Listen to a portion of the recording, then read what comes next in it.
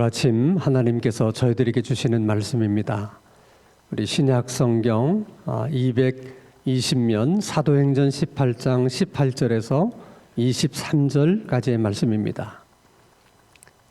신약 성경 220페이지 사도행전 18장 18절에서 23절까지의 말씀을 제가 봉독합니다. 하나님의 말씀을 경청하시기 바랍니다. 바울은 더 여러 날 머물다가 형제들과 작별하고 배 타고 수리아로 떠나갈새 브루스길라와 아굴라도 함께 하더라. 바울이 일찍이 서원이 있었으므로 갱그리아에서 머리를 깎았더라. 에베소에 와서 그들을 거기 머물게 하고 자기는 회당에 들어가서 유대인들과 변론하니 여러 사람이 더 오래 있기를 청하되 허락하지 아니하고 작별하여 이르되 만일 하나님의 뜻이면 너희에게로 돌아오리라 하고 배를 타고 에베소를 떠나 가이사라에 상륙하여 올라가 교회의 안부를 물은 후에 안디옥으로 내려가서 얼마 있다가 떠나 갈라디아와 프르기아 땅을 차례로 다니며 모든 제자를 굳건하게 하니라. 아멘. 오늘 아침 우리가 읽은 이 본문 말씀의 내용은 사도 바울의 제2차 전도 여행을 끝내는 그 여정에 대해서 설명하시는 하나님의 말씀입니다.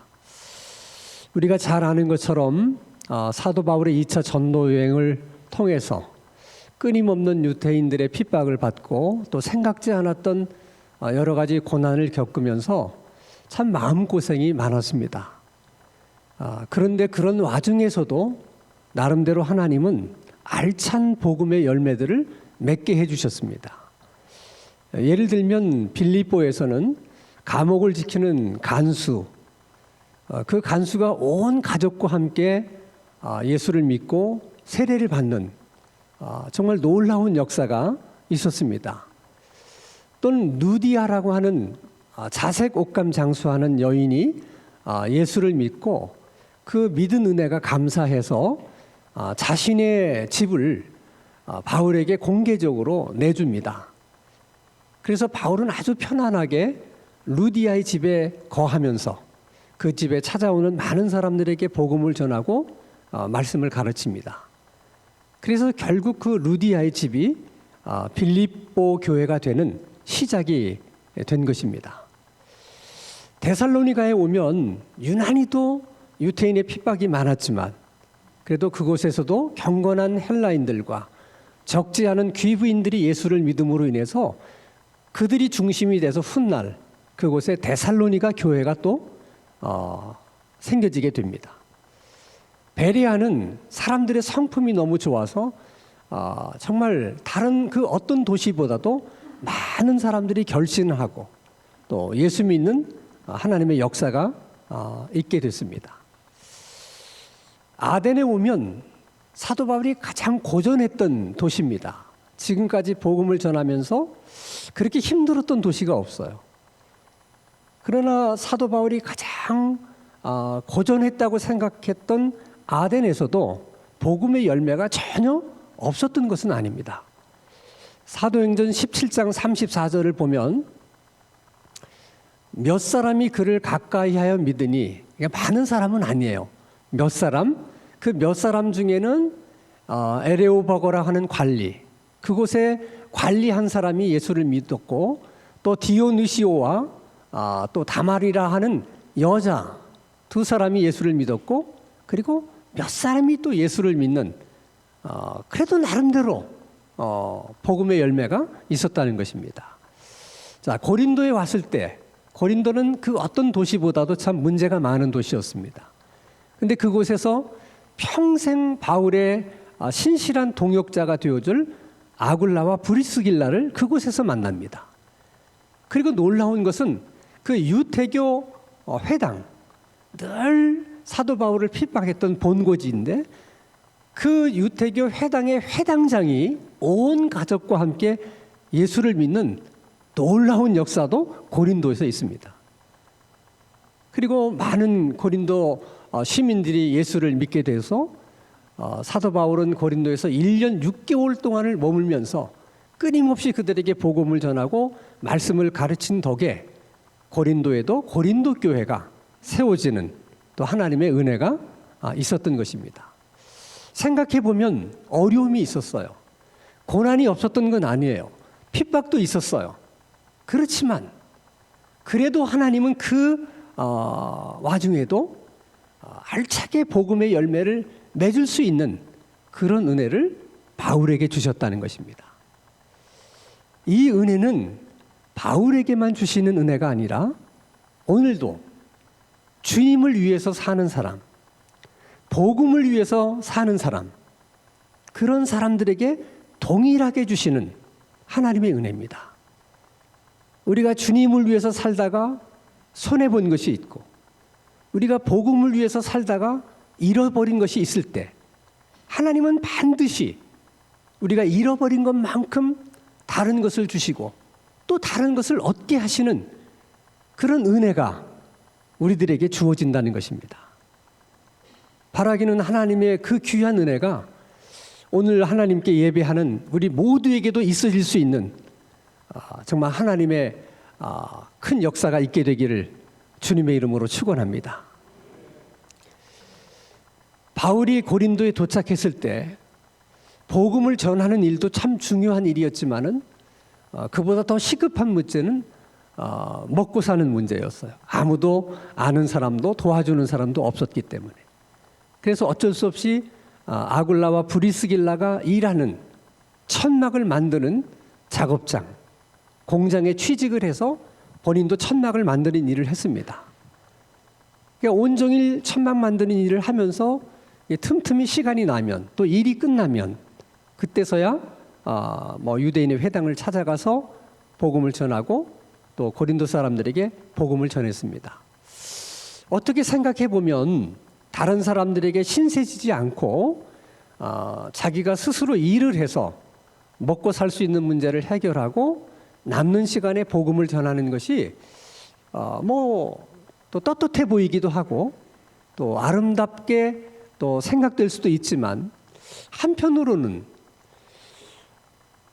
사도 바울이 그 시간에도 천막을 만드는 그 시간에도 가서 복음을 전했더라면 얼마나 좋았을까. 천막을 만드는 그 시간에 오로지 복음 전도에만 힘썼더라면 어땠을까. 이런 생각을 또 우리가 하게 됩니다. 정말 하나님이 보실 때는 어떤 것이 잘하는 것인지 우리가 확실하게 알 수는 없지만은 그저 우리들의 생각에는 사도 바울은 정말 천막 만드는 일은 그만두고 오로지 복음을 전하는 일에만 전념했었으면 얼마나 좋았을까. 이제 그런 생각을 하는데 우리들만 그렇게 생각하는 것이 아니라 바울 자신도 그런 생각이 없었던 건 아닌 것 같아요. 왜냐하면 오늘 본문 사도행전 18장 5절에 보면 이런 말씀이 있어요. 실라와 디모데가 마케도냐로부터 내려오매 고린도에 왔다는 거죠. 그때 바울이 하나님의 말씀에 붙잡혀, 이 말이 중요해요. 실라와 디모데가 고린도에 온 이후로 사도 바울이 하나님의 말씀에 붙잡혀서 말씀을 전했다는 거예요. 하나님의 말씀에 붙잡혔다고 하는 그 말을 다르게 표현하면 사도 바울이 말씀을 전하는 일에 온전히 모든 것을 바쳤다는 거예요. 복음 전하는 일에 전념했다는 것입니다. 아니 그러면 그동안에는 천막 만들고 시간이 나면 회당에 가서 복음도 전하고 이제 고린도 사람들에게 복음을 전했는데 왜 실라와 디모데가 온 후부터는 말씀에 완전히 사로잡혀서 완전히 복음 전하는 일에만 힘썼을까? 아마도 실라와 디모데가 마케도냐에서부터 올 때 그 마케도냐에 빌립보 교회가 있거든요. 아마도 그때는 빌립보 교회가 아주 작은 교회였을 겁니다. 그러나 그 성도들이 사도 바울을 생각하면서 아마 선교 헌금을 모아줬던 것 같아요. 그들이 선교 헌금을 모아가지고 오니까 이제 굳이 천막을 만들면서 생계를 유지할 이제 이유가 없어진 거죠. 그래서 그 선교 헌금으로 먹고 사는 문제를 해결하면서 거기서부터 이제 자유롭게 되니까 사도 바울이 정말 복음을 전하는 일에만 아마 전념을 다했던 것 같아요. 근데 놀라운 사실은 그런 광경을 지켜보던 아굴라와 브리스길라가 큰 감명을 받습니다. 그들도 처음에는 그래서 사도 바울이 자기 먹고 사는 문제 자기 힘으로 해결하고 그리고 남는 시간에 복음을 전하는 일을 아주 좋게 본 것 같아요. 그리고 당연한 일인 것처럼 생각했던 것 같아요. 근데 사도 바울이 어느 날 정말 하나님의 말씀이 붙들려서 온전히 복음 전하는 일에 전념하는 그 모습을 보면서 감동이 온 거예요. 바울이 처음부터 저랬어야 되는데. 그래서 두 부부가 결심을 합니다. 이제부터 천막 만드는 일은 우리만 하고 우리가 천막 만드는 일을 열심히 해서 거기서 많은 수입이 생기면 사도 바울이 그저 복음 전하는 일에 전념할 수 있도록 우리가 도와주자. 그래서 사도 바울이 어디를 가든지 아굴라와 브리스길라가 따라 붙습니다. 그래서 어느 도시를 가든지 아굴라 브리스길라는 열심히 천막을 만드는 일을 해요. 그리고는 바울이 복음 전하는 일에만 전념할 수 있도록 도와줍니다.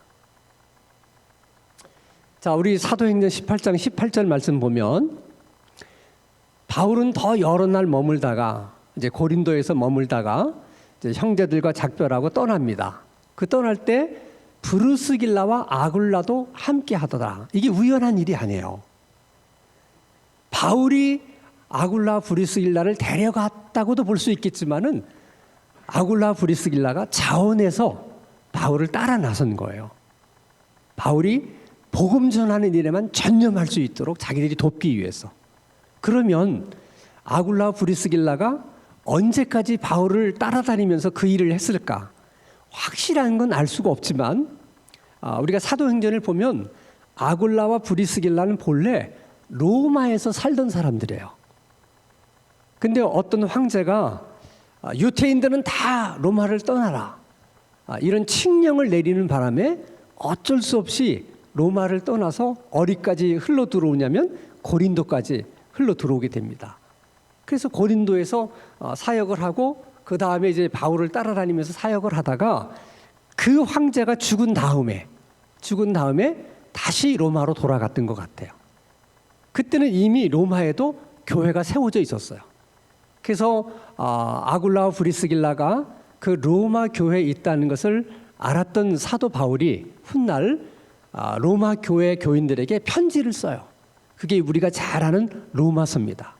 그 로마서 내용 가운데 이런 내용이 있어요. 사도행전 16장 3절 4절 보면 너희는 그리스도 예수 안에서 나의 동역자들인 브르스기아와 아굴라에게 문안하라. 그리고 그를 소개합니다. 그가 어떤 사람이었느냐. 그들은 내 목숨을 위하여 자기들의 목까지도 내놓았다. 내가 복음 전하는 일에 전념할 수 있도록 그들은 자기 목숨까지도 아까워하지 않고 모든 것을 내놓은 사람이다. 그렇게 소개하면서 이런 사람들은 꼭 너희들이 찾아뵙고 인사해야 된다 하는 사실을 로마서에서 밝히는 겁니다. 그래서 보면 아굴라 브리스길라는 정말 훌륭한 바울의 동역자고 또 믿음 있는 사람이라는 생각을 해보게 돼요. 자, 어쨌든 사도 바울은 고린도에서 무려 1년 6개월 동안이나 머물렀기 때문에 이제는 자기를 선교사로 파송해준 안디옥으로 돌아가기로 결심합니다. 그래서 안디옥으로 돌아감으로 인해서 이제 2차 전도 여행이 끝나는 거예요. 2차 전도 여행을 시작할 때는 주로 육로를 이용했어요. 빌립보, 그다음에 데살로니가, 그다음에 베레아, 또 아덴, 고린도 다 육로로 이동했는데 안디옥으로 돌아갈 때는 바다를 이용해요. 배편을 이용합니다. 그래서 고린도에서 수리아, 수리아에서 에베소, 에베소에서 가이사라, 가이사라에서 예루살렘, 예루살렘에서 안디옥. 그래서 2차 전도 여행이 끝이 납니다. 이 여정 속에서 특별히 우리가 주목해야 될 도시가 있는데 에베소라고 하는 도시예요. 이 에베소는 지금까지 사도 바울이 전도했던 유럽 지역이 아니고 소아시아에 속하는 지역이에요. 그리고 2차 전도여행을 처음 시작했을 때 바울은 이 에베소를 중심으로 해서 전도를 하고 싶었어요. 근데 성령께서 그 방향을 틀어서 빌립보로 가게 한 것이거든요. 그래서 우리는 이런 생각을 하는 것이죠. 고린도에서 안디옥으로 가는 그 백길 가운데 반드시 에베소를 거쳐야만 했기 때문에 사도 바울이 에베소에 들렸을 수도 있고, 아니면 바울에게는 에베소에게는 그런 2차 전도 여행 때 자기가 복음을 전하고 싶었던 곳이었기 때문에 한 번쯤은 들려보고 싶었을 거예요. 돌아가는 여정 속에 에베소 도시가 있었기 때문에 일부러 아마 에베소에 들렸을 가능성도 있습니다.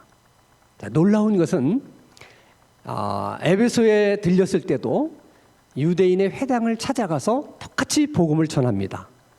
근데 놀라운 사실이 일어나게 되는데, 자, 우리 사도행전 18장 20절 말씀을 보면 여러 사람이, 다시 말하면 회당에서 사도 바울의 가르치는 말씀을 듣고 복음을 듣고 여러 사람이 더 오래 있기를 청했다는 거죠.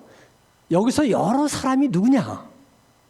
물론 회당 안에는 유태교로 개종한 경건한 헬라인들도 있었어요. 지금까지 우리가 쭉 회당을 우리가 쭉 생각해 볼 때, 그랬다면 에베소에 있는 유대인 회당에도 경건한 헬라인들이 있었을 거라고 우리가 충분히 생각할 수 있습니다. 그러나 다른 유대인 회당에서는 항상 유태인들이 바울을 핍박하잖아요.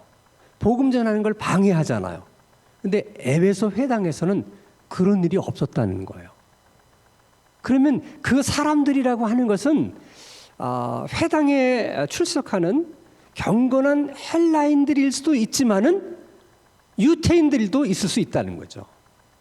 그 가능성도 전혀 배제할 수 없는 거예요. 그러니까 에베소에 있는 유태인들은 베레아 사람들처럼 사도 바울이 전하는 복음과 말씀을 굉장히 귀하게 생각하고 열심히 들은 거예요. 듣다 보니까 더 듣고 싶은 거예요. 은혜를 받으면 더 받고 싶은 마음과 동일한 거죠. 그래서 우리들에게 말씀을 좀 더 가르쳐 주세요, 부탁을 한 것입니다. 저는 그런 생각을 해요. 만약 그렇게 말한 사람들이 정말 유태인이었다면 사도 바울이 어떤 생각이 들었겠어요? 야, 오래 살다 보니까 별일도 다 있네. 지금까지 유태인들은 어느 회당을 가든 핍박하고 방해를 하는데 에베소의 유태인들은 말씀이 너무 은혜스러워요. 저희들에게 좀 더 말씀을 좀 더 많이 가르쳐 주세요. 좀 더 오래 머물면서 말씀을 좀 전해 주세요. 이런 부탁을 했다는 것이 정말 사도 바울의 입장에서는 믿기지 않는 일이잖아요. 그럼 우리가 사도 바울 같으면 어떻게 할 것 같습니까? 다른 도시의 유태인들에 비하면 너무 좋은 사람들이잖아요. 그러면 며칠이 아니라 오히려 몇 달이라도 남아서 그들에게 말씀을 가르치고 더 복음을 전하고 아마 그랬을 것 같아요. 근데 사도 바울이 단칼에 거절합니다. 그래서 우리가 의아하게 생각하는 거예요. 다른 데라면 몰라도, 아니 이렇게 성품이 좋은 유태인들 만난다는 것이 얼마나 어려운 일인데, 모처럼 있던 이런 유태인들을 만났는데 어떻게 그들의 그 거절을 단칼에 거절할 수 있을까? 도대체 왜 거절을 했을까? 정확한 이유는 몰라요. 근데 아마도 그 시기가 유월절이 가까워 오고 있는 시기였어요. 그래서 사도 바울은 가는 코스 중에 예루살렘이 있었잖아요. 그러니까 유월절을 아마도 예루살렘에서 보내고 싶었던 것 같아요. 그러려면 에베소에서 더 지체할 시간이 없는 거예요. 유월절 절기에 맞춰서 예루살렘에 가려고 하면 그런 이유가 하나 있었을 것 같고요. 또 하나는 사도 바울의 서원과도 연관이 있습니다. 자, 사도행전 18장 18절 말씀을 보면 제일 마지막 두 번째 줄에 보면 바울이 일찍이 서원이 있었으므로 갱그리아에서 머리를 깎았더라. 다시 말하면 사도 바울이 서원을 했다는 거예요. 그리고 그 서원이 끝났을 때 갱그리아에서 머리를 깎았다. 자, 서원이라고 하는 것은 자발적으로 자신이 뭔가 하나님의 은혜에 감사해서 뭔가를 구별하고 성별해서 이것은 하나님께 드리겠습니다, 이렇게 약속하는 것이 서원이에요.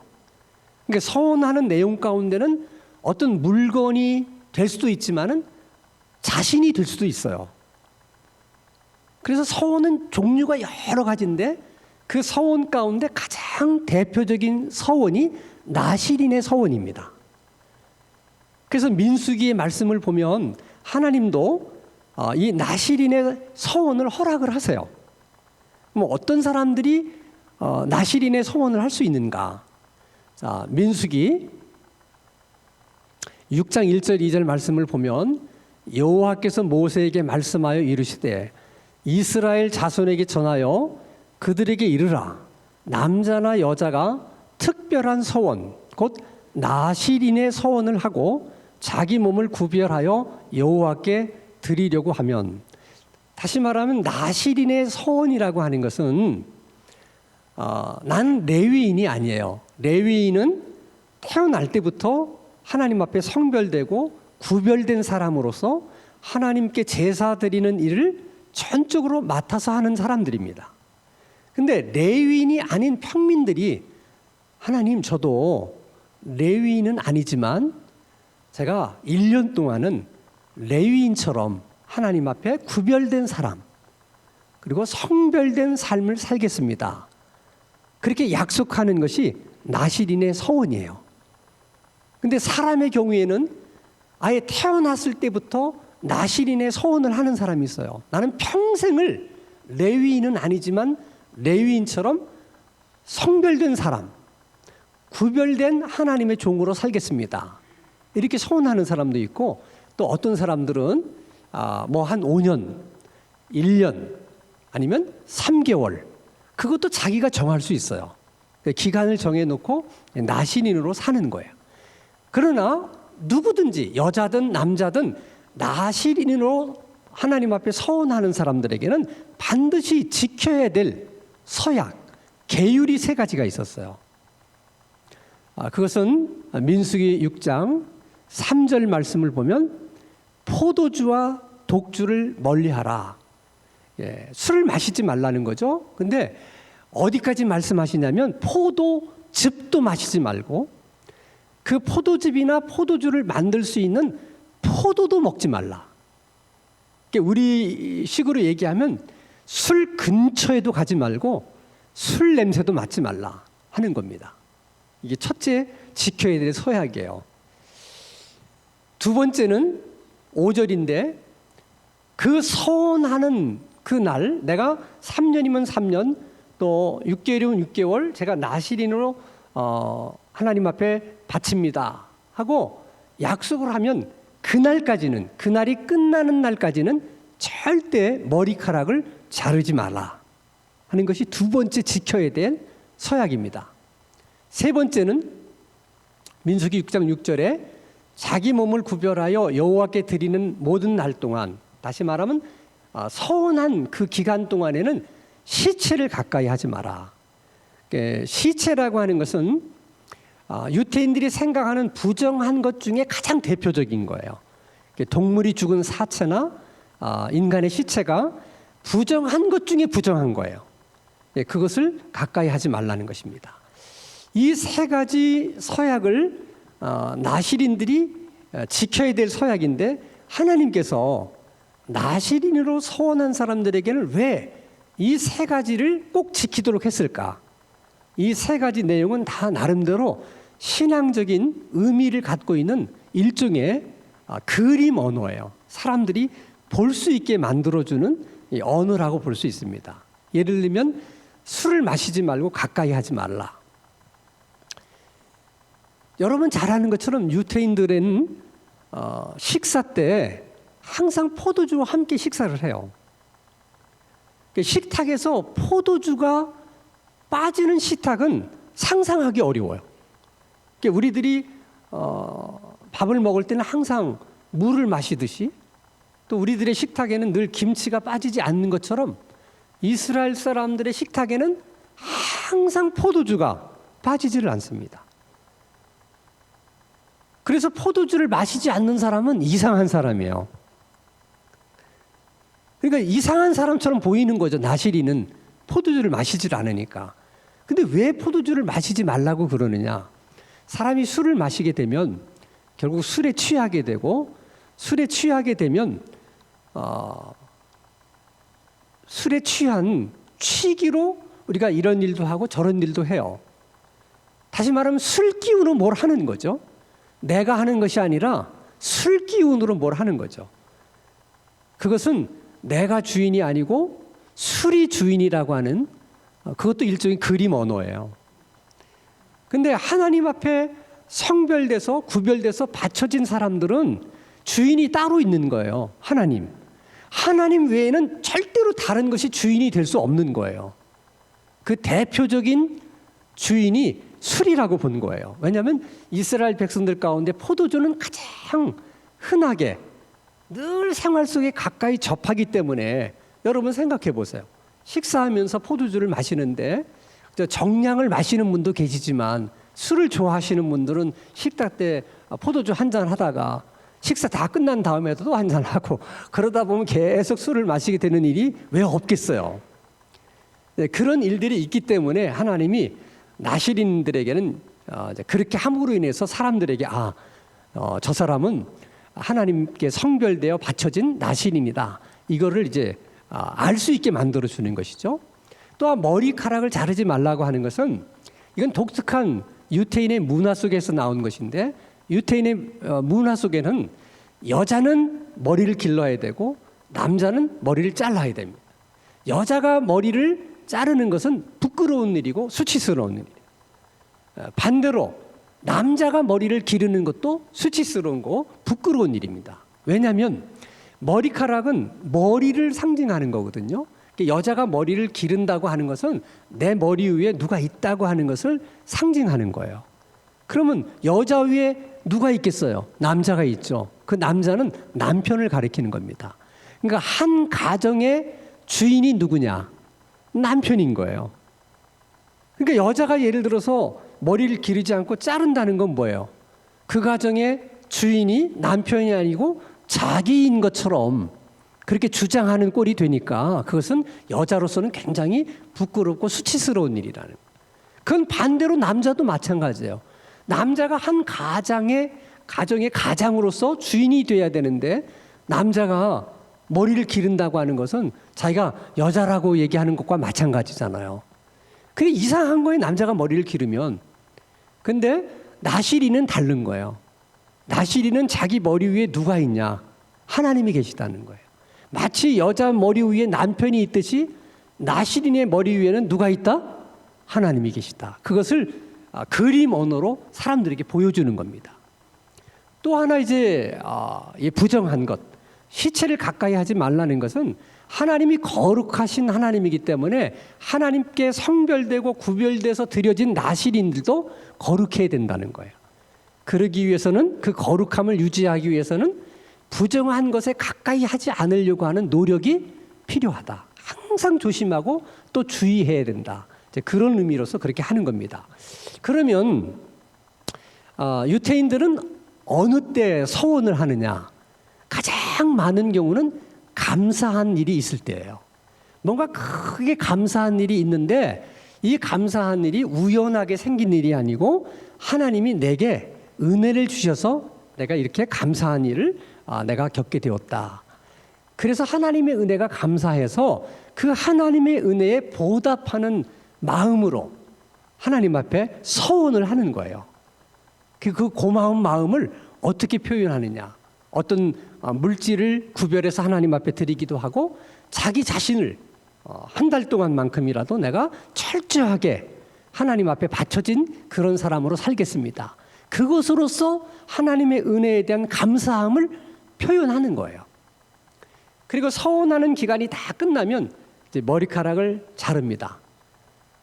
일반적인 경우는 그 자른 머리카락을 예루살렘에 가서 예루살렘 성전에서 번제 제사를 드릴 때 그 번제물 위에 올려놓고 태워요. 머리카락은 머리를 상징하는 거니까 자기 자신을 드리는 거죠. 그렇게 해서 서원을 끝내는데, 예루살렘 근처에 사는 사람들이야 그렇게 하기 쉽지만은 이렇게 빌립보라든지 데살로니가라든지 고린도에 사는 사람은 예루살렘을 한번 방문한다는 게 얼마나 어렵습니까? 그러니까 예루살렘에 가서 번제물 위에 머리카락을 같이 올려놓고 태우는 것으로 서원을 끝내는 것으로 하지 않고 그냥 머리카락을 자르는 것으로 서원했던 기간이 끝내는 것으로 대부분 그렇게 했습니다. 근데 바울은 어차피 자기가 지금 안디옥으로 가는 과정 속에 예루살렘에 가서 유월절을 지킬 마음이 있었기 때문에 그 자른 머리카락을 예루살렘 성전에 가서 번제물 위에 올려놓고 태우려고 하는 그런 마음이 있었던 것 같아요. 그래서 유월절에 맞춰서 예루살렘에 가기 위해서는 에베소에서 더 지체할 시간이 없었던 거죠. 그래서 이제 가게 된 거예요. 중요한 것은 도대체 바울이 왜 무슨 이유로 서원을 한 것일까? 그리고 바울이 언제 서원을 한 것일까 하는 것입니다. 우리 생각에는 사도 바울이 1년 6개월 동안 고린도에 머물렀기 때문에 아마도 그 고린도에서 하나님 앞에 서원을 했던 것 같아요. 무슨 이유로 서원을 했을까? 생각해 봅니다. 고린도에 도착했을 때 바울의 심정이 어떠했는지를 여러분 잘 아시잖아요. 두려웠습니다. 아덴에서의 충격도 있어서 마치 전의를 상실한 군인처럼 아무것도 할 수가 없었어요. 그래서 한동안 입 다물고 복음도 전하지 못하는 그런 시간들을 보내고 있었습니다. 그때 하나님이 꿈속에 환상 속에 나타나셔서 바울에게 얘기합니다. 두려워하지 말라. 내가 너를 지켜줄 것이다. 아무도 너를 해할 자가 없다. 그러니 더 이상 침묵하지 말고 말하라. 이 성 안에 내 백성이 많다. 그 주님의 음성을 들으면서 바울이 얼마나 부끄러웠겠어요. 그 핍박이 뭐라고, 그 고난이 뭐라고, 그게 두려워서 복음도 전하지 못하고 입 다물고 있었던 자신의 모습을 돌아보면서 얼마나 하나님 앞에서 자책감이 들었겠어요. 또 하나님은 이 성에 구원받을 내 백성이 많다고 말씀하시는데 그런 것은 생각하지 않고 오직 자기 문제, 자기 어려움, 지금 자기가 겪고 있는 이런 심적인 고통, 그런 것만 생각했지 하나님이 말씀하시는 것처럼 그런 것을 생각하지 못했다고 하는 것이 정말 하나님의 종으로서 너무너무 부끄러웠던 것 같아요. 그래서 다시 한번 하나님 앞에 결심하는 거죠. 근데 사실 사도 바울이 2차 전도 여행을 떠날 때 웬만한 핍박이 있을 것이다, 또 이런저런 어려운 일이 있을 것이다, 전혀 예상하지 않았던 것은 아니에요. 그건 누구나 생각할 수 있는 거잖아요.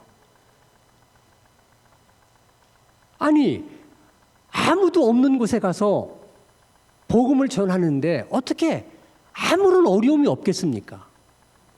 그래서 사도 바울도 어려움이 있을 거라는 건 예상을 했어요. 그리고 그 어려움을 이겨낼 거라고 마음에 결심도 했겠죠. 근데 실제 2차 전도 여행을 떠나는 동안 계속해서 핍박이 반복되고 어려움이 계속해서 가중되니까 자기가 안디옥을 떠날 때 그 가졌던 그 용기, 그 가졌던 그 마음이 어느 순간에 너무 약해지는 거예요. 전의를 상실한 군인처럼 돼버리고 만 거예요. 그래서 바울 생각에 내가 다시 한번 하나님께 결심하고 서원해야 되겠다. 그럼 사도 바울이 그런 상황 속에서 무슨 결심을 했을까? 어떤 서원을 했을까? 사도행전 20장 24절 말씀을 보면 이런 고백을 합니다. 내가 달려갈 길과 주 예수께 받은 사명 곧 하나님의 은혜의 복음을 증언하는 일을 마치려 하면은 나의 생명조차 조금도 귀한 것으로 여기지 아니하노라. 다른 말로 말하면 내가 복음 전하다 다시는 두려워하지 않을 것이다. 그 두려움에 위축돼서 복음을 전하지 않는 일은 이제 내 생에는 없을 것이다.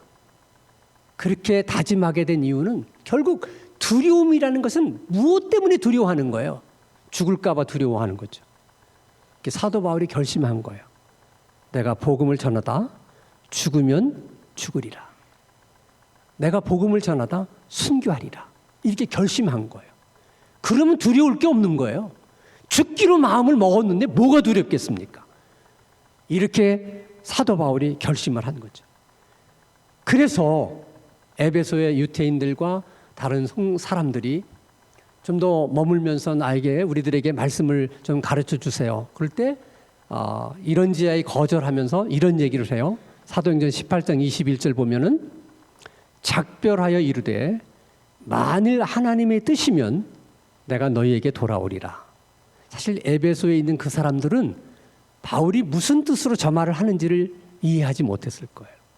바울의 심정은 굉장히 절박한 거예요. 이미 하나님 앞에 죽기로 결심을 했어요. 복음 전하다가 순교하기로 서원했어요.